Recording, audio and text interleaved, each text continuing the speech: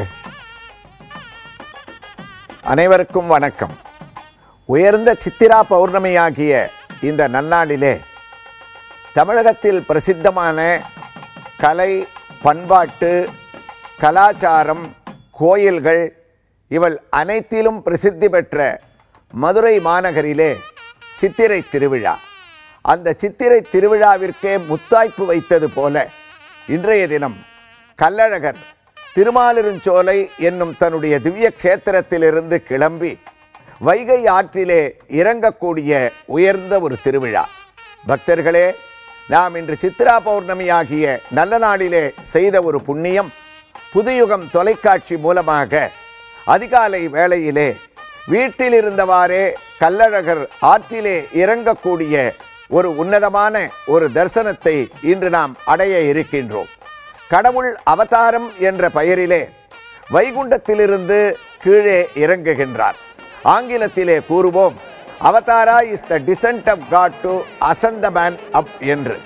அதே போன்று வைகுண்டத்திலிருந்து பார்க்கடலுக்கு இறங்கியவர் பார்க்கடலிலிருந்து நம்மை உயிர்ப்பதற்காக பூலோகத்திற்கு இறங்கி வருகின்றார் அவதாரம் என்ற பெயரிலே. அந்த அவதாரங்கள் முடிந்த பின் கலியுகத்திலே நம்மை வாழ்விப்பதற்காக அர்ச்சாவதாரம் என்ற திருக்கோயில்களிலே பல விக்கிரக உருவத்திலே கோயில் கொண்டு கீழே படிப்படியாக இறங்கி வந்த எம்பெருமான் மதுரையிலே திருமாலிருஞ்சோலையிலிருந்து அழகராக, அழகனுக்கு அழகனாக அவர் வைகையாற்றிலே இறங்கக்கூடிய உன்னதமான திவ்ய தரிசனத்தை அடைய இருக்கின்றோம். இதோ நாம் காண்கின்ற கண்கொள்ளா காட்சி. தங்க குதிரை வாகனத்திலே அழகர் பெருமான் தான் வைகை ஆற்றிலே இறங்குவதற்காக பக்தர்கள் கூட்டத்திலே நீந்திக் கொண்டு பரம கம்பீரமாக பவனி வரக்கூடிய திவ்யமான ஒரு தரிசனத்தை நாம் இங்கே அடைந்து கொண்டிருக்கின்றோம். இதிலே வரலாற்று சிறப்பு மிக்க இந்த திருவிழாவினுடைய சிந்தனைகளை நாம் சற்றே யோசித்து பார்த்தோமேயானால் இது புராண வரலாறு இரண்டு விதமாக இந்த ஒரு வைபவத்தை கூறுகின்றது. பக்தர்களே, திருமாலிருஞ்சோலை என்பது வைணவ திவ்ய ஆலயங்களிலே பிரசித்தி பெற்ற 108 திவ்ய ஆலயங்கள், அதிலே 106 பூலோகத்திலே அமைந்திருப்பது. அந்த 106லே தலையாய ஒரு திவ்ய க்ஷேத்திரமாக பெரியாழ்வார், திருமங்கையாழ்வார், ஆண்டாள் நாச்சியார், பூதத்தாழ்வார், பேயாழ்வார், நம்மாழ்வார், மணவாள மாமுனிகள், ஏன் பாஷ்யக்காரரான ராமானுஜர் அனைவரும் கொண்டாடிய திவ்ய க்ஷேத்திரம்தான் இதோ குதிரை வாகனத்திலே அவர்கள் மங்களாசாசனம் செய்த அழகர் பெருமானுடைய திவ்ய தரிசனத்தை நாம் இங்கே அடைந்து கொண்டிருக்கின்றோம். இவருடைய திருநாமங்களை நாம் பார்த்தோமே ஆனால் அழகர், கள்ளழகர், மாலாங்காரர், மாலிருஞ்சோலை நம்பி என்ற உயர்ந்த பற்பல திருநாமங்களுக்கு உரியவராக இருக்கக்கூடியவர் இந்த எம்பெருமானானவர். இங்கு இந்த திருவிழா நடப்பதற்கு முக்கியமான காரணம் என்ன? இன்றைய தினம் சித்திரா பௌர்ணமி என்பது வருடத்திலே, தமிழ் வருடத்திலே முதல் மாதமாக சித்திரை மாதம் அமைவதும் அதிலே முதல் பௌர்ணமியாக இன்று வருவதும் ஒரு சிறப்பான நாளாகும். யமதர்மராஜாவினிடத்திலே நாம் செய்யக்கூடிய பாவங்கள், புண்ணியங்கள் எல்லாவற்றிற்குமே கணக்கெடுத்து பார்ப்பதற்காக ஒரு கணக்காளர் உண்டு. அவருடைய பெயர்தான் சித்திரகுப்தன் என்பது. அந்த சித்திரகுப்தனுக்கு நாம் செய்யக்கூடிய ஒரு பூஜையாகவும் இன்றைய தினம் அது சித்ரா பௌர்ணமியாக அமைந்திருக்கின்றது. இந்த நன்னாளிலே பக்தர்களே, நாம் எந்த தெய்வத்தை தரிசனம் செய்தாலும், அவர்களை மனதிலே தியானித்தாலும், அவர்களுடைய திவ்ய திருநாமத்தை நாம் உச்சரித்தாலும், அன்னதானம் முதலிய பலவிதமான தானங்களை நாம் செய்வதாலும், திருக்கோயில்களுடைய திவ்ய தரிசனத்தை அடைவதாலும் இன்றைய நாள் வரை நாம் செய்த பாவங்களை சித்திரகுப்தனானவர் தன்னுடைய கணக்கிலிருந்து எடுத்து விடுவார் என்பது தான் இந்த நாளுடைய ஒரு பெரிய சிறப்பாகும். அதனால் இந்த நாளிலே நாம் அழகர் ஆற்றிலே இறங்கக்கூடிய திவ்யமான தரிசனத்தை அடைவது என்பது நாம் செய்யக்கூடிய பாவங்களை எல்லாம் போக்குவதாக உள்ளது. அழகரானவர் திருமாலிருஞ்சோலையிலிருந்து தான் கிளம்பி பலவிதமான மண்டகப்படிகள் என்று வைணவ சம்பிரதாயத்திலே சொல்லக்கூடிய அங்கங்கு பக்தர்களுக்கு திவ்ய தரிசனத்தை அளிப்பதற்காக அவர் கிளம்பியவர். பல மண்டபப்படிகளை நடத்தி கொண்டு அதே சமயத்திலே தல்லாகுளம் என்ற இடத்திலே மதுரையிலே அமைந்திருக்கக்கூடிய பிரசன்ன வெங்கடாஜலபதி திருக்கோயிலிலே தான் ஒரு மண்டகப்படியை நடத்தி கொள்ளுகின்றார். அழகர் கோயிலிலிருந்து கிளம்பும் போது பல்லக்கிலே கிளம்பிய அழகர் பெருமான் அங்கு தன்னை எப்போதும் பாதுகாக்கக்கூடிய உயர்ந்த ஒரு ஜமீன்தாருடைய பரம்பரைக்கு உரிய மரியாதைகளை அளித்து தான் பல மண்டகப்படிகளை தாண்டி தல்லாகுளத்தை அடைகின்றார். அந்த தல்லாகுளத்திலே அவருக்கு விசேஷமான திருமஞ்சன வைபவங்கள் எல்லாம் உயரிய முறையிலே நடைபெறுகின்றன. அந்த தல்லாகுளத்திலிருந்து தான் பல்லக்கிலிருந்து கீழே இறங்கி அவர் உயர்ந்த தங்க குதிரை வாகனத்திலே அழகான பட்டை உடுத்தி கொண்டு குலுங்கி தான் ஒரு குதிரை வீரனாக அழகனாக கல்ல அழகனாக இதோ பவனி வந்து கொண்டிருக்கக்கூடிய காட்சியை நாம் பார்க்கின்றோம். குதிரை வாகனம் என்பது பிரம்மோற்சவங்களிலே எல்லா எம்பெருமானுக்கும் அமையப்பட்டிருக்கக்கூடிய ஒரு வாகனம். அது ஆண்டவனுக்கு இருக்கக்கூடிய அழகான ஒரு கம்பீரத்தை நமக்கு காட்டுகின்றது. கள்ளழகரானவர் தான் கடைசியாக எடுக்கக்கூடிய அவதாரமே, அதாவது கல்கி அவதாரம் என்பது இந்த குதிரை உருவத்திலே தான் கலியுகத்தை காப்பதற்காக நான் வருவேன் என்று இந்த வாகனத்திலே பவனி வந்து இந்த சித்ரா பௌர்ணமியாகிய உத்தம தினத்திலே நமக்கு அவர் உணர்த்துகின்றாரோ என்று கூட இந்த வைபவமானது நமக்கு ஞாபகத்தை உண்டாக்கின்றது. ஆனாயர் கூடி அமைத்த விழாவை அமரர்த்தம் கோனார் கொழிய கோவர்த்தனத்து செய்தான் மலை வானாட்டி நின்றும் மாமலர் கற்பகத் தொற்கிழி தேனாறு பாயும் தென் திருமாலிருஞ்சூலையே சோலையே என்று பெரியாழ்வாரானவர் இந்த விழாவை ஆயர்களெல்லாம் கூடி கொண்டாட்டமாக தேவர்கள் தேவ பெண்கள் எல்லாம் அந்தர்யாமியாக மறைமுகமாக இருந்து கொண்டு பக்தர்களுக்கு அவர்களும் ஆண்டவனோடு சேர்ந்து ஆசியை வழங்கக்கூடிய உயர்ந்த விழாவாக இது அமைந்திருப்பதுதான் பெருமை. இதனுடைய வரலாறை பற்றி நாம் சிந்தித்துக் கொண்டிருந்தோம். இவர் எதற்காக அழகர் மலையிலிருந்து இந்த முக்கியமான தினத்திலே வைகை ஆற்றிலே இறங்குகின்றார்? இரண்டு விதமான சரித்திரங்கள் இதற்கு பக்தர்களே கூறப்படுகின்றது. ஒன்று, மண்டூக்க மகரிஷி என்ற ஒரு முனிவரானவர் அழகர் கோயிலுக்கு மேலே அமைந்திருக்கக்கூடிய நூபுர கங்கை என்ற ஒரு தீர்த்தத்திலே தான் ஸ்நானம் செய்து கொண்டிருந்தாராம். அவ்வாறு ஸ்நானம் செய்து கொண்டிருக்கும் போது அங்கே மற்றொரு முனிவரான மகரிஷியான துர்வாசர் அந்த தீர்த்தத்திற்கு வந்தார். நூபுர கங்கையானது ஆண்டவன் வாமனனாக அவதாரம் செய்து ஓங்கி உலகளந்த உத்தமன் பேர்பாடி என்று திருவிக்கிரமனாக வளர்ந்த போது உலகத்தை படைக்கக்கூடிய பிரம்மாவானவர் அந்த திருவிக்கிரமனுடைய திருவடிகளிலே தீர்த்தத்தை விட்டாராம். அந்த தீர்த்தம்தான் இன்று உலகத்திலே கங்கையாக பாரத தேசத்திலே பிரவகித்து ஓடுகின்றது. அப்போது அந்த உலகளந்த பெருமானுடைய காலிலே இருந்த சலங்கையிலே பட்ட சிறிய துளி தீர்த்தம் அது மதுரையிலே தெளித்து அதுவே அழகர் மலைக்கு மேலே நூபுர கங்கையாக ஓடிக்கொண்டிருக்கின்றது. அந்த நூபுர கங்கையிலே தான் மண்டூக மகரிஷியானவர் தான் ஸ்நானத்தை நடத்தி கொண்டிருக்கின்றார். ஆனால் அவருடைய போராத காலம் அங்கே வந்த துர்வாச முனிவரை அவர் கவனிக்கவில்லை. அசட்டையாக இருந்து விட்டார். கோபம் வந்துவிட்டது துர்வாச முனிவருக்கு. நான் வந்தபோது மண்டூக்கமாக நீர் என்னை கவனிக்காமல் இருந்ததால் ஒரு மண்டூக்கமாகவே நீர் ஆக வேண்டியது, அதாவது ஒரு தவளையாக மாறி வைகை ஆற்றிலே நீர் வாழ வேண்டியது என்ற ஒரு சாபத்தை இட்டாராம். உடனே பயந்து விட்டார் இந்த மகரிஷி. துர்வாசருடைய பாதங்களை பிடித்தார். நான் மோட்சத்தை அடைய வேண்டும், அதற்காகத்தான் அழகர் மலைக்கு வந்து இங்கே ஸ்நானம் செய்து எம்பெருமானை தரிசித்து வேண்டவே வந்து உள்ளேன். எனக்கு இவ்வாறு ஒரு பிறவி கிடைத்தால் மோட்சத்தை அடைவது எப்போது? நான் செய்த தவறை உணர்ந்து விட்டேன், என்னை மன்னிக்க வேண்டும் என்று வேண்டினாராம். கோபம் தனிந்த துர்வாச மகரிஷியும், அப்படியானால் நீ வைகை ஆற்றின் அருகிலே பல வருஷ காலம் ஒரு தவளையாகவே இருந்து கொண்டிரு. ஒரு காலத்திலே சித்திரா பௌர்ணமி நன்னாளிலே இந்த அழகர் பெருமானானவர் தான் பல்லக்கிலே கிளம்பி வழியிலே தல்லாக்குளம் என்ற இடத்திலே குதிரையிலே மாறி வைகை ஆற்றிலே வந்து ஒரு நாள் இறங்குவார். அவ்வாறு இறங்குகின்ற சமயத்தில் அவருடைய பாதத்தினுடைய ஸ்பர்சம், அவருடைய திருவடி தரிசனம், அவருடைய திருக்கண் பார்வை உன்மேல் படும்போது உன்னுடைய மண்டூக பிறவியானது மாறி நீ ஒரு முனிவராக மோட்சத்தை அடைவாய், அன்று உனக்கு சாப விமோசனமானது கிடைக்கும் என்று கூறினாராம்.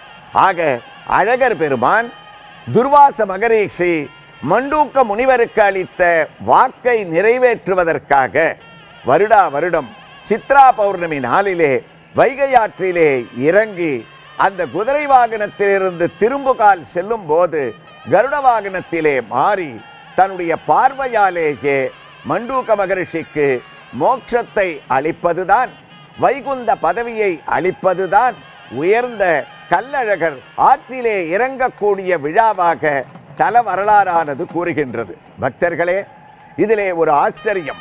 மண்டூக மகரிஷிக்கு மோட்சத்தை கடவுள் அளித்து விட்டான் என்று எவ்வாறு நாம் தெரிந்து கொள்வது? அதனால் ஒவ்வொரு வருடமும் அந்த மண்டூக மகரிஷிக்கு மோட்சத்தை அளிக்கக்கூடிய சமயத்திலே ஒரு நாரை பறவையை அங்க இருக்கக்கூடிய அர்ச்சகர்கள் கையிலே வைத்து கொண்டு மண்டூகருக்கு மோட்சம் அளித்ததை உணர்த்தும் விதமாக அந்த நாரை பறவையை பறக்கவிடக்கூடிய ஒரு வழக்கம் இந்த கல்லழகர் ஆற்றிலே இறங்கக்கூடிய உயர்ந்த தருணத்திலே நிகழ்வது தலவரலாறின் ஒரு பகுதி. மற்றொரு சரித்திரம், அதாவது அது செவி வழியாக வந்த ஒரு கதை.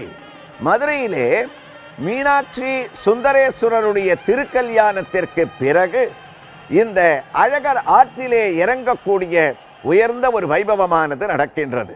செவிவழி செய்து கூறுகின்றது, கல்லழகரானவர் அந்த மீனாட்சி திருக்கல்யாணத்திலே கலந்து கொள்வதற்காக அவர் தன்னுடைய அழகர் மலையிலிருந்து கிளம்பி ஆசையாக ஓடி வந்தாராம். ஆனால் வழியிலே திரண்டிருந்த பக்தர்கள் எல்லாம் அவருடைய திவ்ய தரிசனத்திற்காக காத்து நிற்க, பக்தர்களை தாண்டி வருவதற்குள் இங்கு மீனாட்சிக்கும் சுந்தரேஸ்வரருக்கும் திருக்கல்யாணமானது ஆச்சரியமாக முடிந்து விடுகின்றது. இவர் வைகை ஆற்றை நெருங்கும் போது எதிரே இவரை வரவேற்க வந்த வீரராகவ பெருமாள், அவருடைய ஆலயமும் பக்தர்களே மதுரையிலே அமைந்திருக்கின்றது. இன்றும் வீரராகவ பெருமாள் அவரை எதிர்கொண்டு அழைக்கின்றார். எதிர் சேவை, அழகர் எதிர் சேவை என்று சொல்வது வழக்கம். தல்லா குளத்திலே அழகர் மலையிலிருந்து அவர் நுழையும் போது அங்கு இருக்கக்கூடிய பக்தர்கள் எல்லாம் கள்ளர் வேஷம் அணிந்து அவரை வரவேற்பது ஒரு எதிர் சேவை.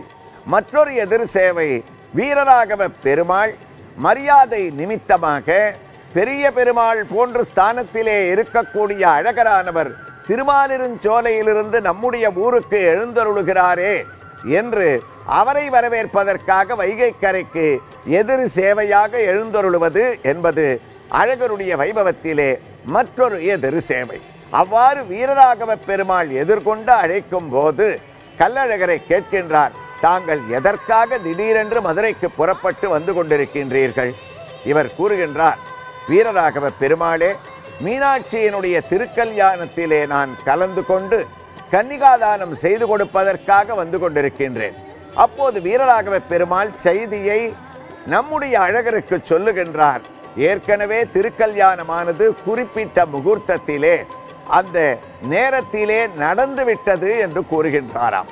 அப்போது சற்றே கல்லழகருக்கு கோபம் வந்து அதனால் வைகை ஆற்றிலே அவர் இறங்கியதாகவும், அந்த இறங்கிய போது அங்கே இருந்த பக்தர்கள் தீர்த்தவாரி என்று சொல்லக்கூடிய அந்த வைகை நதியிலே இருக்கக்கூடிய தீர்த்தத்தை, இதோ பக்தர்களே இப்போது நாம் தரிசித்துக் கொண்டிருக்கின்றோமே, அதே போன்று அங்கு இருக்கக்கூடிய தீர்த்தத்தை அழகர் மேல் ஆனந்தத்தோடு அவருடைய கோபத்தை குறைப்பதற்காக அவர்கள் அடிக்க, அழகரும் அதை ஏற்றுக்கொண்டு குதிரை வாகனத்திலே பரம குளிர்ச்சியை அடைந்து வீரராகவ பெருமாள் அவரை 3 சுற்று வர அவருக்கு உண்டான மரியாதைகளை அளித்துவிட்டு அவர் மீண்டும் பலவிதமான மண்டகப் படிகளை நடத்தி கொண்டு கருட வாகனத்திலே அந்த மண்டூக முனிவருக்கு மோட்சத்தையும் அவர் அளித்துவிட்டு திரும்புகின்றாராம்.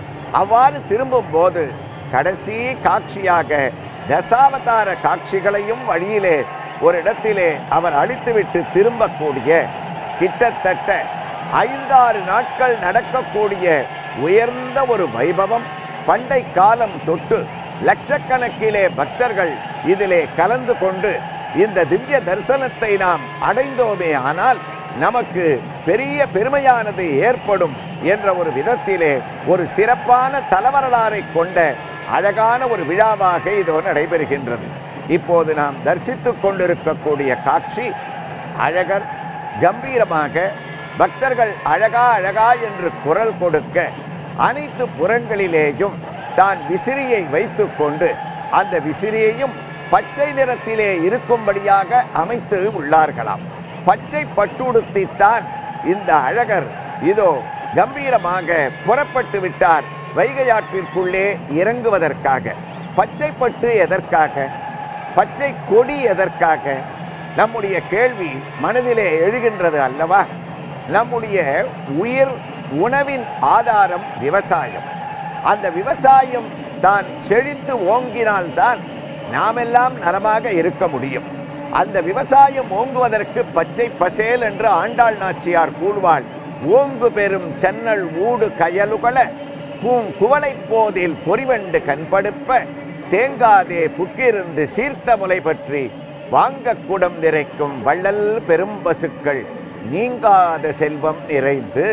சென்னலானது அந்த வயலிலே ஓங்கி பெரும் சென்னலாக வளருமே ஆனால் அங்கு இருப்பவர்களுடைய வாழ்வாதாரமும் ஓங்கி எல்லா செல்வமும் பெற்று வளருவார்களாம். அதனால்தான் இவரை பச்சை பட்டுடுத்தி பச்சை கொடிகளால் இவரை வரவேற்று ஆற்றிலே இறக்கும் போதும் தீர்த்தவாரியாக உயர்ந்த தீர்த்தத்தை அவர் மேல் அங்கு அபிஷேகமாக செய்யும் போதும் உலகத்திலே அனைவருக்கும் அழகரானவன் விவசாயம் செழிக்கும்படியாக பச்சை பசேல் என்று கூறுவானாம். அழகனுக்கே ஆழ்வாருடைய பாசுரமானது பச்சைமா மலைபோல் மேனி பவளவாய் கமலச் செங்கன் அச்சுதா அமரரேரே ஆயிரதம் கொழுந்தே என்னும் இச்சுவை தவிர யான் போய் இந்திரலோகமாடும் அச்சுவை பெரிதும் வேண்டேன் என்ற ஆழ்வார்கள் மண்டியிட்டு கிடந்தார்கள்.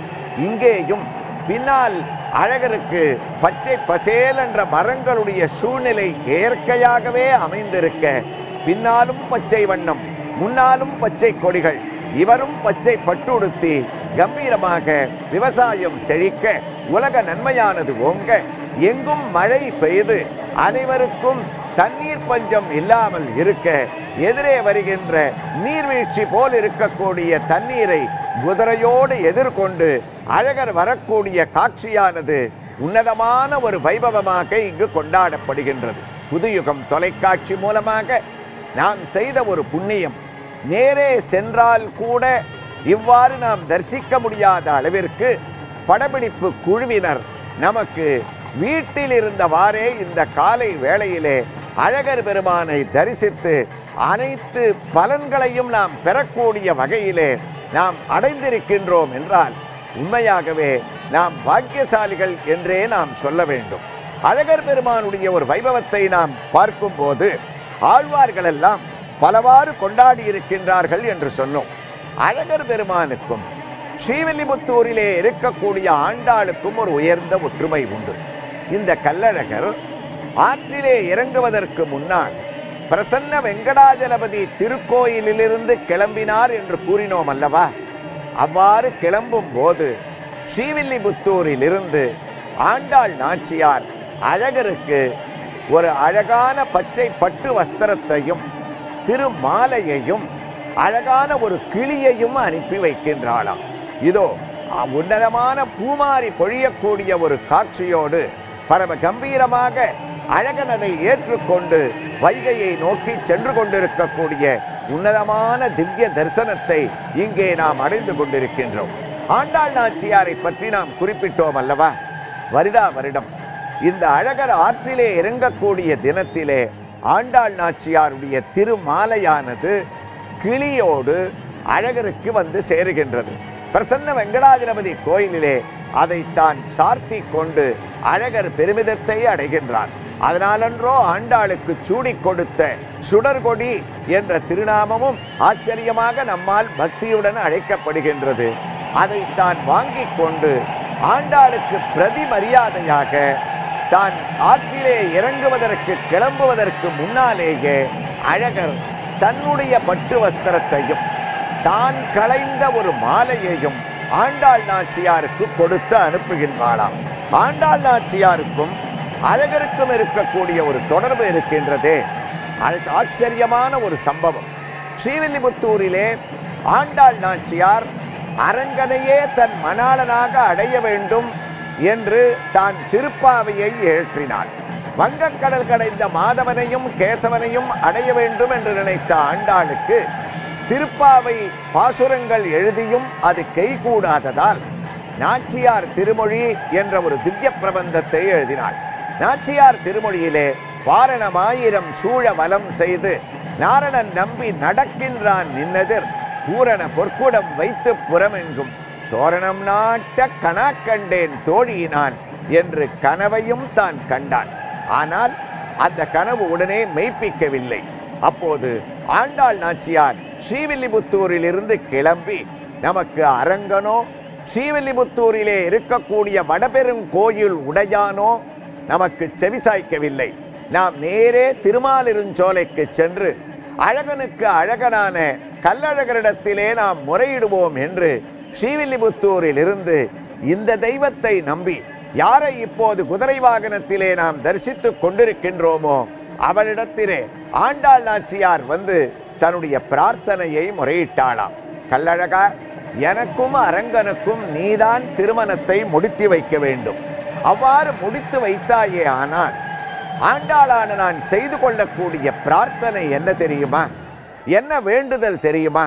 அழகன் கேட்டான், ஆண்டாள் நாச்சியாரே, நீ ஸ்ரீவில்லிபுத்தூருக்கு திரும்புவதற்குள் உனக்கு அரங்கனிடத்திலே சொல்லி மாலையிட வைக்கின்றேன்.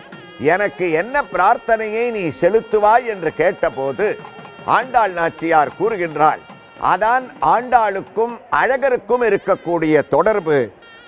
நாறு நறும்பொழில் மாலிரும் சோலை நம்பிக்கு நான் 100 தடாவில் வெண்ணெய் வாய் நேர்ந்து பராவி வைத்தேன்.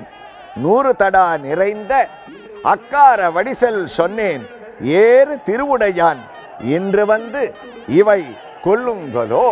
பாசுரத்தை நாம் கூறும்போதே அதனுடைய விளக்கம் புரிவதாக சுலபமாக ஆண்டாள் நாச்சியார் எழுதியுள்ளார்.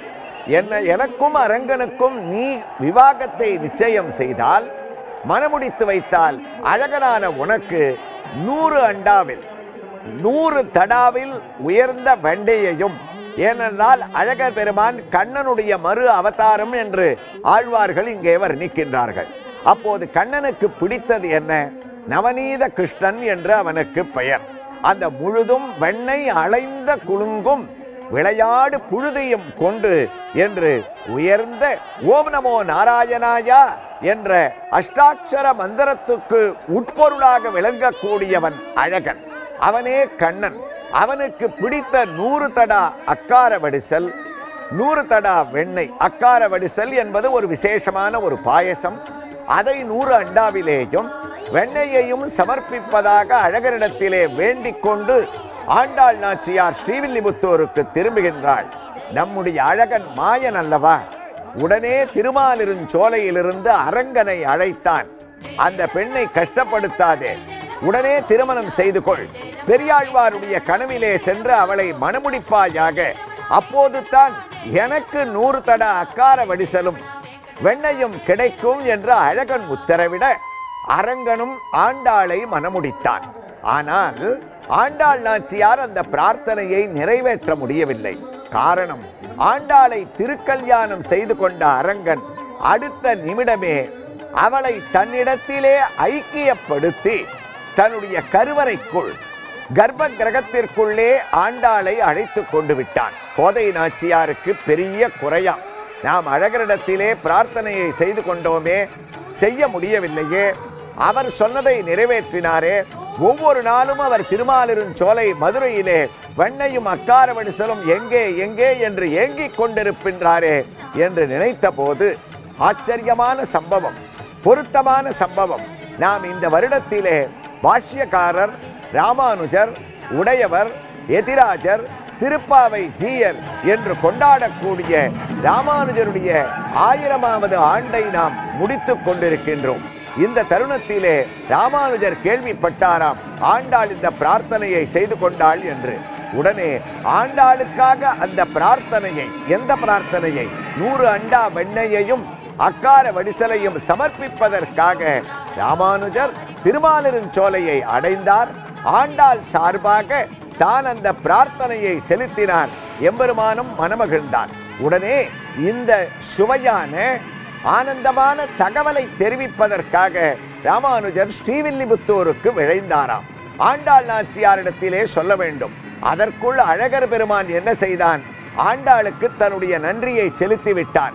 ஏ கோதை பிராட்டியே, யாரோ ஒருவர் ராமானுஜராம், அவர் இங்கு வந்தார், உன்னுடைய குடும்பத்தை சேர்ந்தவராம், உன்னுடைய சார்பாக உன் சகோதரன் என்று சொல்லிக்கொண்டு எனக்கு அக்கார வடிசலையும் வெண்ணையையும் 100 தனி அண்டாக்களிலே சமர்ப்பணம் செய்து விட்டார். பிரார்த்தனை நிறைவேறியது, நானும் ஆனந்தத்தை அடைந்தேன் என்று சொல்லிவிட்டார்.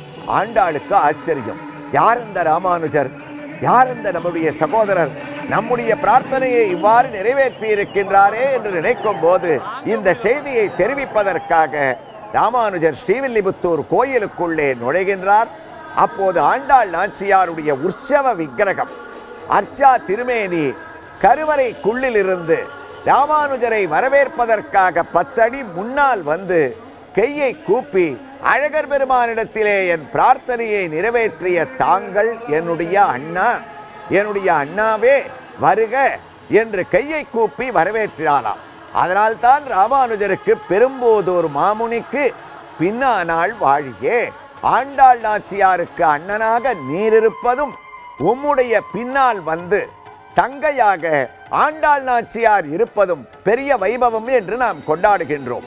அதனால் இன்றும் ஸ்ரீவில்லிபுத்தூரிலே எந்த தன்னுடைய அண்ணாவான ராமானுஜரை வரவேற்பதற்காக ஆண்டாள் கருவறைக்குள்ளிருந்து 10 அடி நடந்து வந்தாளோ அதே இடத்திலேயே தரிசனம் கொடுத்து கொண்டு இன்றும் தங்கிவிட்டாள். அதனால்தான் பக்தர்களே, ஸ்ரீவில்லிபுத்தூரிலே உற்சவ விக்கிரகம் மூல விக்கிரகத்திற்கு முன்னால் இருக்கும். அங்கு ராமானுஜரை சந்தித்த இடத்திலிருந்து பின்னால் செல்லவே இல்லை. அவ்வாறு தலவரலாறை கொண்டதால் இதை நினைவுறுட்டும் பொருட்டு அழகர் வைகையாற்றிற்கு இறங்குவதற்காக கிளம்பக்கூடிய சந்தர்ப்பத்திலே ஒவ்வொரு வருடமும் ஆண்டாள் நாச்சியார் தனக்கு மனமுடித்து வைத்த அழகருக்கு மரியாதையை செலுத்தும் பொருட்டு தன்னுடைய திருத்தோளிலே இருக்கக்கூடிய இன்னடிசிலோடு பாலமுதூட்டி எடுத்த என் கோல கிளியை உன்னோடு தோழமை கொள்வன் குயிலே என்று அந்த கிளியையும் மாலையையும் அழகாக அனுப்பக்கூடிய காட்சியையும் அழகர் அங்கு ஆண்டாளுக்கு பிரதி மரியாதை, திரும்பி மரியாதை செய்வதையும் இந்த உன்னதமான தினத்திலே நாம் சிந்திப்பது என்பது, காதாலே கேட்பது என்பது அழகருடைய அருளை மட்டுமல்ல, ஆண்டாள் நாச்சியாருடைய அருளையும் பாஷ்யக்காரரான ராமானுஜருடைய அருளையும் இந்த நல்ல தினத்திலே அழகர் சேவையோடு இந்த சிரவணமானது நமக்கு அளிக்கின்றதாம். அதனால்தான் தெள்ளியார் பலர் கைதொழும் தேவனார் வள்ளல் மாலிருஞ்சோலை மணாலனார் பள்ளி கொடுத்துமிட கொட்டிட கொள்ளுமாகில் நீ கூடிடு கூடலே என்று ஆச்சரியமாக வர்ணிக்கின்றாராம். இதோ ஆகா, காண கிடைக்காத தரிசனம். குலுங்கி குலுங்கி ஆழ்வார் வர்ணிப்பார். எம்பெருமானுடைய திவ்ய தரிசனம் என்பது அவன் ஒரு வாகனத்திலே அமரும் போது அவனுடைய குதூகலம் இரட்டிப்பு மடங்காக அதிகரிக்கின்றதாம். அதனால் அவன் என்ன செய்கின்றான்? ஆடி ஆடி அகம் கரைந்து இசை பாடி பாடி கண்ணீர் மல்கி அவன் ஆடி ஆடி பக்தர்களுடைய மனம் கரையும் வரியாக குதித்து குதித்து ஒய்யார நடை என்று சொல்லுவோமே, அதுபோல ஸ்ரீபாதம் தாங்கிகள் குதூகலத்துடன் குதிரையுடன் சேர்த்து அவனை குலுக்கி குலுக்கி எழுந்தருள பண்ணக்கூடிய ஒரு வைபவமானது பார்க்கும் போதே நம்முடைய மனதிலே பரவசத்தை ஏற்படுத்துகின்றது. பக்தர்களே, அழகனுடைய ஒரு கருணை லட்சோப லட்சம் மக்கள் தன்னை சுற்றி அவர் இறங்கக்கூடிய காட்சியினுடைய தரிசனத்திற்காக வந்து கொண்டிருப்பதால் அவர்கள் தாம் இருக்க இடத்திற்கு வந்து கஷ்டப்பட வேண்டாம் என்று அவர்கள் இருக்கக்கூடிய இடத்திலேயே நான் உங்களை தேடி வருகின்றேன் என்று கம்பீரமாக 4 புறமும் சுற்றி சுற்றி அவர்கள் இருக்கக்கூடிய உயர்ந்த இடத்திற்கு ஆடி ஆடி அகம் கரைந்து இசை பாடி பாடி கண்ணீர் மல்கி என்று நாம் அனுபவித்தபடி இதோ அவன் வைகையாற்றிற்குள்ளே இறங்குவதற்காக இதே கீழே இறங்கி எந்த ஒரு வைபவத்திற்காக நாம் எதிர்பார்த்து காத்து கொண்டிருக்கோமோ அந்த ஒரு வைபவத்தை தான் நடத்தி கொடுப்பதற்காக பலவிதமான குடைகள் அவனை வரவேற்க அங்கு இருக்கக்கூடிய வாத்தியங்கள் வேரி, மிருதங்க, மத்தள, காக்கள, துந்துபி, துர்ய, தும்புரு, வீணா, வேணு, நூபுர, மட்டுக்க, டிண்டிம, டமருக்க, ஜஞ்சரி, ஜல்லரி, தவள, சங்க, பணவ, படக, அஷ்டாதச வாத்திய கோஷம் என்று வரலாறானது கூறுகின்றது. அழகர் இறங்கும் போது 18 விதமான வாத்தியங்களை நாரதாதி மகரிஷிகள் அந்த தேவலோகத்திலிருந்து வந்து வைகையாற்றிலே அந்தர்யாமியாக இருந்து கொண்டு ஆனந்த பரவசத்துடன் அங்கே முழக்குகின்றார்களாம். அந்த அளவிலே இந்த ஒரு பெருமை வாய்ந்த இந்த திருவிழாவிலே கூடியிருக்கக்கூடிய ஒரு பக்தர்களும் அழகா அழகா என்று அவரிடத்திலே நீயே ராமன், நீயே கண்ணன், நீயே நரசிம்மமூர்த்தி என்று அவனிடத்திலே ஆச்சரிய பரவசத்துடன் தாங்கள் ஆழ்ந்திருக்கக்கூடிய ஒரு வைபவம் இதோ அந்த வைகை ஆற்றிலே இறங்குவதற்காக தயாராகி கொண்டு சிறிது வினாடி தொழிகளிலே குலுங்கி குலுங்கி இறங்கவிருக்கக்கூடிய உன்னதமான காட்சியை நாம் இப்போது தரிசிக்க இருக்கின்றோம்.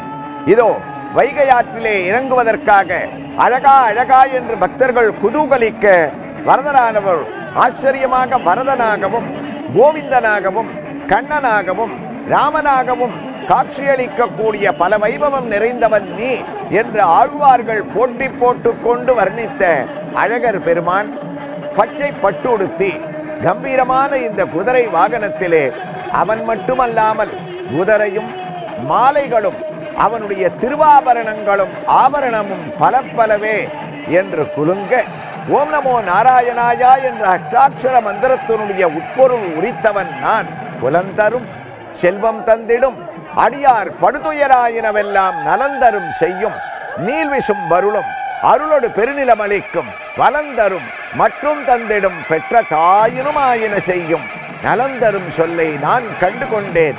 நமோ நாராயணா என்னும் நாமம் என்ற நாராயண நாமத்தின் உட்பொருளாக இதோ பக்தர்கள் அவனை கையிலே தாங்கிக் கொண்டு ஸ்ரீபாதம் தாங்கிகள் குதூகலத்துடன் அந்த வைகையாற்றின் கரையிலிருந்து உள்ளே இறங்கி வைகையிலே இறங்குவதற்காக அழகரும் தயாராகிவிட்டார். காருண்யாமிருத வாரிதே ரிஷபதே ஹே சத்ய சங்கல்பன ஸ்ரீமன்னு சுந்தர யோக்கியதா விரகிதான் உற்சார்ய சத்வக்ஷல சாமியன் சாதுஜனகா கிருதாம்ஸ்து சேவாபசாரான்ஷனான் தத்போக்யாம் அனிசம் குருஷ்வ பகவன் ஸ்ரீரங்க தாமஸ்ரீயம் என்று சுந்தரபாகு ஸ்தவத்திலே கூறத்தாழ்வார் ஆச்சரியமாக இவனுடைய அந்த திவ்ய புறப்பாட்டினுடைய ஒரு அழகை கருணையே உருவெடுத்து வந்தது போலவும் மேகங்களிலிருந்து கருணை மழை பொழிவது போலவும் பக்தர்களிடத்திலே தன்னுடைய கருணையை வாரி வழங்குவதற்காக ஏ சுந்தரபுஜா அழகான திருத்தோள்களை படைத்து தோள் கண்டார் தோளே கண்டார் தொடுகழல் கமலமன்ன தாள் கண்டார் தாளே கண்டார் என்ற உருவிலே நீ கிளம்பினாயோ என்று கேட்கின்றாராம். அதே பாணியிலே இவன் குலுங்கி குலுங்கி நமக்கு திவ்ய தரிசனத்தை பரவசத்துடன் அழிக்கக்கூடிய அழகை நம்மாழ்வார் உணர்ச்சி வசப்பட்டு தானேயாகி நிறைந்ததெல்லாம் உலகும் உயிரும் தானேயாய் தானே என் அன்பனாகி தன்னை தானே துதித்து எனக்கு தேனே பாலே அண்ணலே அமுதே திருமாலிருஞ்சொலை கோலேயாகி நின்றொழிந்தான் என்னை முற்றும் உயிருண்டே என்று நம்மாழ்வார் இவனுடைய திவ்ய சேவையை இவன் தேனா பாலா அக்கார வடிசலா அமுதமா கற்கண்டா எங்கு தொட்டாலும் தித்திக்கக்கூடிய இவனுடைய திவ்ய சேவையானது நாம் எப்போது அடைய வேண்டும்? ஆழ்வார் நம்மிடத்திலே கூறுகின்றார், கிளரொளி இளமை கெடுவதன் முன்னம் வளரொளி மாயோன் மருவிய கோயில் வளரிளம்பொழில் சூழ் மானிருஞ்சோலை தளர்வில் ஆகில் சார்வது சதிரே ஆழ்வார் நமக்கு சொல்லக்கூடிய நீதி பக்தர்களே, இந்த தினத்திலே கிளரொளி இளமை கெடுவதன் முன்னம் உடம்பில் சக்தி இருக்கும் போதே நல்ல விதமான ஒரு சிந்தனைகளோடு இது போன்ற திவ்ய தரிசனத்தை அடைவதற்கு ஆழ்வார் கூறுகின்றார், எந்த விதமான வித்தியாசமும் இல்லை. யார் வேண்டுமானாலும் அடையலாம். குழந்தையும் அடையலாம், பெரியவரும் அடையலாம், பணக்காரன் ஏழை, வேண்டியவன் வேண்டாதவன் என்ற எந்த விதமான பாகுபாடும் இன்றி இதோ தான் இருக்கக்கூடிய இடத்திலிருந்து வளரிடம் பொழில் சூழ் மாலுரின் சோலை தளர்வில்லாகி எந்த விதமான ஒரு தளர்ச்சியையும் அடையாமல் தான் பக்தர்களை பார்த்த ஒரு பரவசத்திலேயே நாம் இருக்கக்கூடிய இடத்தை இவன் தேடி வந்து கொண்டிருக்கின்றானே. இந்த அழகன் யார்?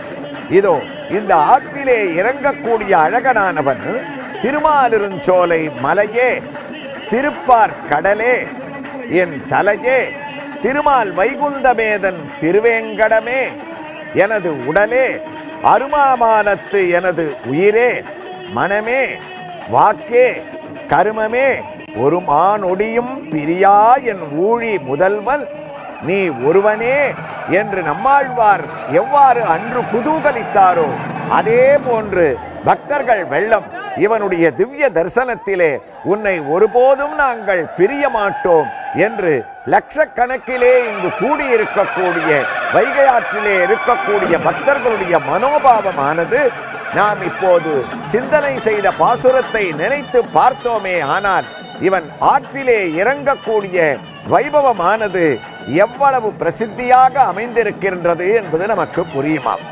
எம்பெருமானுடைய நிலைகளிலே பரம், வியூகம், விபவம், அந்தர்யாமித்வம், அர்ச்சை என்று அவன் இறங்கக்கூடிய நிலைகளை கூட 5 நிலைகளாக வைணவ சம்பிரதாயமானது கூறுகின்றது.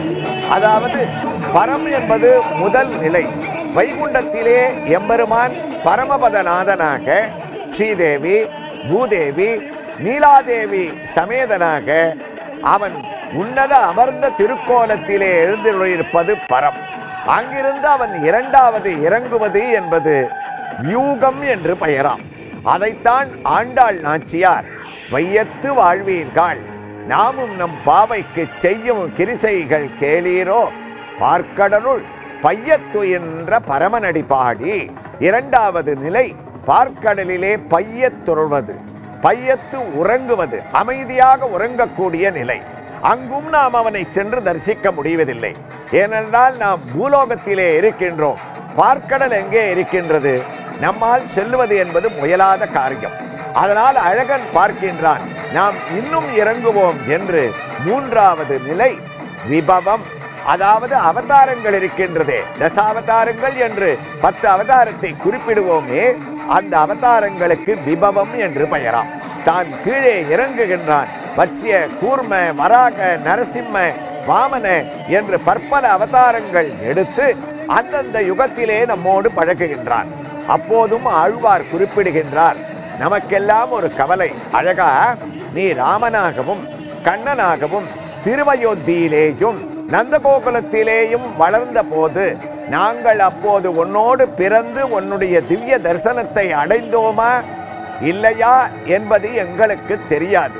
நாங்கள் அப்போது பிறந்த நிகழ்வை எங்களுக்கு நினைவிலே வைத்துக் கொள்வது போல நீ ஞாபகப்படுத்துவதில்லை. அதனால் நீ இருக்கக்கூடிய காலத்திலே எங்களுக்கு நினைவிலே இருப்பது போல ஒரு காட்சியை தர வேண்டும் என்று கூறுவதால் 4வது நிலைக்கு கடவுள் இறங்குகின்றானாம். 4வது நிலைதான் அந்தர்யாமித்துவம் என்று பெயர்.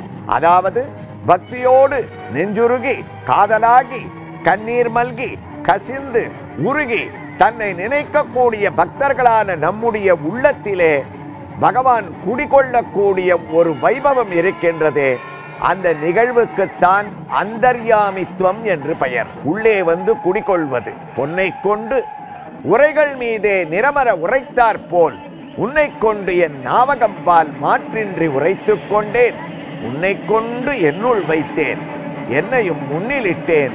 என் அப்பா, என் இருடி கேசா, என்னுயிர் காவலனே என்று ஆழ்வார் கூறுவார்.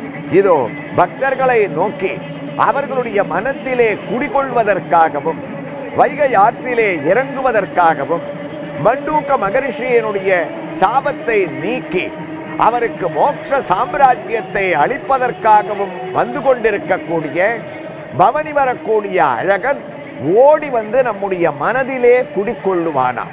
அதற்குத்தான் 4வது நிலையான அந்தர்யாமித்துவம் என்று பெயர்.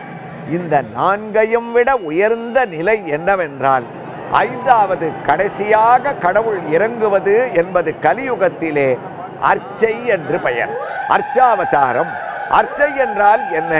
பல பல திருக்கோயில்களிலே எம்பெருமான் பற்பல உருவத்திலே அவர் பரமபதத்தில் இருப்பதோ பார்க்கடலில் இருப்பதோ அவதாரம் எடுத்ததோ மனதில் நுழைவதோ ஒரே உருவம்தான். ஆனால் இந்த அர்ச்சையிலே விக்கிரக ரூபத்திலே பல திவ்ய தேசங்களிலே பற்பல திருநாமங்களிலே உபயநாச்சிமாரோடு மகாலட்சுமியான தாயாரோடு நின்ற திருக்கோலம், அமர்ந்த திருக்கோலம், சயனித்த திருக்கோலம் என்ற பல திருக்கோலங்களிலே எம்பெருமான் காட்சியளிப்பதற்கு கலியுகத்திலே உயர்ந்த அர்ச்சை என்று பெயராம். அவ்வாறு காட்சியளிக்கக்கூடியவன் மூல விக்கிரகமான கல் விக்கிரகமாகவோ அல்லது இப்போது நாம் தரிசித்துக் கொண்டிருக்கக்கூடிய பஞ்சலோகத்திலான ஒரு விக்கிரகமாகவோ, வடக்கே இருக்கக்கூடிய திவ்ய தேசங்களிலே அழகான தான் உயர்ந்த ஒரு வெண்மை நிறத்திலே இருக்கக்கூடிய ஒரு விக்கிரகமாகவோ, ஸ்படிகமாகவோ பற்பல பாவங்களிலே எம்பெருமான் தன்னுடைய திவ்ய தரிசனத்தை அளிக்கின்றான். அதிலே எல்லா திவ்ய தேசங்களிலேயும் உற்சவ மூர்த்தியானவர் கம்பீரமாக இதோ இந்த பஞ்சலோகத்திலே ஆன ஒரு விக்கிரகத்திலே நமக்கு காட்சியை அளிப்பாராம். அதனால்தான் உற்சவருடைய ஒரு பெருமை, மூலமூர்த்தி அந்த திருக்கோயிலிலேயே எழுந்தருளியிருப்பார். வெளியிலே அவருக்கு புறப்பாடு கிடையாது. அங்கே சென்று அவரை தரிசிக்க முடியாதவர்கள் கூட இதே போன்ற உற்சவங்களை எம்பெருமானானவன் தானே ஏற்படுத்தி கொண்டு இந்த கள்ளழகருடைய வைகை ஆற்றிலே இறங்கக்கூடிய வைபவத்தை யார் தீர்மானித்திருப்பார்கள்? அழகனன்றோ தீர்மானித்து இருக்கின்றான் என்று ஆழ்வார் அங்கலாய்க்கிறாராம். ஏன்? அவனுக்கு பக்தர்களை பார்க்க வேண்டும், அவர்களுடைய திருநாம சங்கீர்த்தனத்தை தான் கேட்க வேண்டும். அவர்களுக்கு நாம் இருக்கக்கூடிய இடத்திற்கு அவர்கள் வர முடியாவிட்டால் கூட அவர்கள் இருக்கக்கூடிய இடத்திலே நாம் பவனி வந்து 4 புறமும் இதோ திரும்பி திரும்பி குதிரை வாகனத்திலே அனைத்து திசையிலேயும் அவர் அழகாக காட்சி அளிக்கின்றாரே, அதே மனோபாவம் தான் எம்பெருமானுக்கு அவர்கள் இருக்கக்கூடிய இடத்திற்கு சென்று நாம் அவர்களுக்கு திவ்ய தரிசனத்தை அளித்துவிட வேண்டும் என்ற ஒரு வைபவத்தை பகவானே தீர்மானம் செய்து கொண்டது தான் இந்த கள்ளழகர் வைகை ஆற்றிலே இறங்கக்கூடிய திவ்ய தரிசனமாகும். இதை ஏற்படுத்தி வைத்தவர் திருமலை நாயகர் என்று மற்றொரு வரலாறும் பக்தர்களே கூறுகின்றார்கள். மாசி மாதத்திலே நடந்து கொண்டிருந்த மீனாட்சி திருக்கல்யாணத்தை சித்திரை மாதத்திலே மாற்றி சைவ வைணவ ஒரு ஒற்றுமையை வளர்ப்பதற்காக மீனாட்சி திருக்கல்யாணமும் உடனே சில நாட்களிலேயே அழகர் தான் வைகைக்கு எழுந்தருளக்கூடிய ஒரு வைபவத்தையும் திருமலை நாயகரானவர் ஒன்றாக இணைத்து இரண்டையும் சேர்த்து சித்திரை திருவிழா என்று பெயரிட்ட ஒரு வைபவத்தின் உயர்ந்த காட்சியான திவ்ய தரிசனமான அழகர் ஆற்றிலே இறங்கக்கூடிய வைபவம் இவ்வாறு பலவிதமான வரலாறுகளை கொண்டிருப்பது தான் உயர்ந்த லட்சக்கணக்கான பக்தர்கள் இங்கே கூடும்படியான ஒரு சூழ்நிலையை ஏற்படுத்தி கொண்டிருக்கின்றது. காலும் எழா கண்ண நீரும் நில்லா உடல் சோர்ந்து நடுங்கி குரல் மேலும் எழா மயிர் கூச்சலோடு எனது தோள்களும் வீழ் பொழியா. ஆழ்வார் இவனுடைய இந்த குலுங்கக்கூடிய சேவையை பார்த்து கண்ணீர் விட்டுக்கொண்டே இந்த பாசுரத்தை எழுதியிருப்பார் என்று நமக்கு தோன்றுகின்றது. அதே திவ்ய தரிசனத்தை வீட்டில் இருந்தவாறே புதுயுகம் தொலைக்காட்சி மூலமாக நாம் தரிசித்துக் கொண்டே பெரியாழ்வாருடைய சிந்தனையை நாம் கேட்கும் போது உணர்ச்சி வசத்துடன் நமக்கும் அந்த பாவமானது எழும்படியாக இதோ குதிரை மேல் அமர்ந்து கொண்டிருக்கக்கூடிய அழகன் நமக்கு தன்னுடைய திவ்ய தரிசனத்தோடு உணர்த்துகின்றான். உயர்ந்த கிரீடத்தை தான் தரித்து கொண்டு அதிலே அழகான ஒரு சுற்று வட்டமாக பூவை சுற்றி கொண்டு உயர்ந்த மந்தகாசமான திருமுகத்துடன் சிரிப்பே உரித்தான ஒரு முகத்துடன் கண்களை விரித்து கொண்டு பரம கம்பீரமாக தான் குதிரையிலே அமர்ந்து கொண்டு காட்சியளிக்கக்கூடிய திவ்ய தரிசனத்தை இவன் அளிப்பதால் தான் இவனுக்கு அழகன் என்று பெயர். அழகன் மட்டுமல்ல, எத்ரைலோக்கிய மகீயசோபி மகிதம் சம்மோகனம் மோகனாத் காந்தம் காந்தி நிதானதோபி மதுரம் மாதுர்ய துர்யாதபி சௌந்தர்யோத்தரதோபி சுந்தரதரம் கிருஷ்ணா தொத்ரூபம் ஆச்சரியதோபி ஆச்சரியம் புவனேன கஸ்ய குதுகம். மகான்கள் எல்லாம் கொண்டாடுகின்றார்கள் ஆச்சரியமான ஒரு ஸ்லோகத்திலே இவனுடைய பெருமை என்ன? ஒளிக்கு ஒளியாகவும், காந்திக்கு காந்தியாகவும், அழகுக்கு அழகாகவும், சுந்தரத்திற்கு சுந்தரமாகவும். ஏன் அழகா? உலகத்திலே ஆச்சரியமான வஸ்துக்கள் என்று எவற்றையெல்லாம் நாங்கள் கொண்டாடுகின்றோமோ அவ்வாறு இருக்கக்கூடிய ஆச்சரியமான வஸ்துக்களுக்கெல்லாம் ஆச்சரியமாக அமைந்திருப்பவன் அழகனாம். அது கண்ணனுடைய ஒரு அழகு. ஆச்சரியதோபி ஆச்சரியம், ஆச்சரியத்திற்கும் ஆச்சரியமாய் நமக்கு பல பெருமைகளை அளித்திருக்கக்கூடிய இவனுடைய திவ்ய வைபவம் ஆண்டாள் நாச்சியார் கொண்டாடுவது போல வையத்து வாழ்வீர்கள். நாமெல்லாம் செய்த ஒரு புண்ணியம். மகான்கள் கூறுகின்றனர், உலகத்திலே நமக்கு அரிது அரிது மானிட பிறவி கிடைப்பது அரிது. அவ்வாறு மானிட பிறவியை நாம் அடைய வேண்டுமென்றால் புல்லாய் பூடாய் புழுவாய் பல்விருகமாய் பாம்பாய் பேயாய் கணங்களாய் குரங்காய் மனிதராய் என்று ஆயிரக்கணக்கான பிறவிகளை தாண்டி ஆண்டவன் நமக்கு அளித்த ஒரு பெரிய அருள், நாம் நேரே நிற்கக்கூடிய, மற்ற பிராணிகளிடத்திலே இல்லாத சிந்தனை செய்யக்கூடிய, பாகுபாடு படுத்தி நல்லது எது தீயது எது என்று அறியக்கூடிய உயர்ந்த ஒரு சக்தியை நமக்கு ஆண்டவன் கொடுத்து காணக்கிடக்காத இந்த மனித பிறவியை அளிக்கின்றானாம்.